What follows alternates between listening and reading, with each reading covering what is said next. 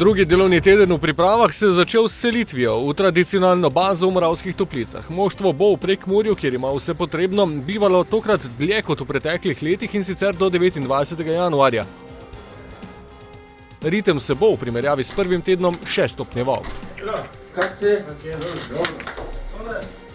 Velika je sreća da u ovakvim uvjetima kad je dosta hladno i kad je sve okolo smrznuto imamo ovako dobre grijane terene, to je nama osnovni preduvjet za jedan kvalitetan rad.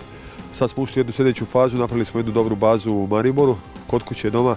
Sada ćemo tu napraviti jedan iskorak naprijed, već sada dolaze i utakmice, radit ćemo neke taktičke stvari.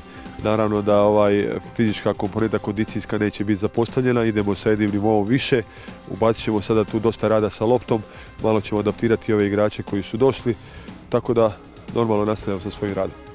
Na avtobus je v Ljudskem vrtu stopilo 28 nogometašev, med njimi ni Džilija, ki nadaljuje s terapijami, Vujčiča, ki se je preselil k drugoligašu Zarici, ter Mejača, Živka in Moravca, ki bodo trenirali z B ekipo. Klub je dokončno zapustil tudi Volaš, ki bo igral v Maleziji.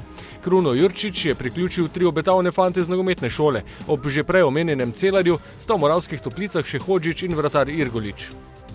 Drugi teden priprav ob stopnjevanju treningov pomeni tudi začetek testnih tekem. V tem tednu čakata moštvo 2 preizkušnji. Prvi nasprotnik bo v sredo madžarski drugoligaš ZTE, ki se bori za preboj v prvo ligo, v soboto pa še hrvaški prvoligaš Zagreb. Razbijanje treningov z mestnimi tekmami je dobrodošlo tudi za nogometaše. Nadaljujemo z zgoščenim ritmom.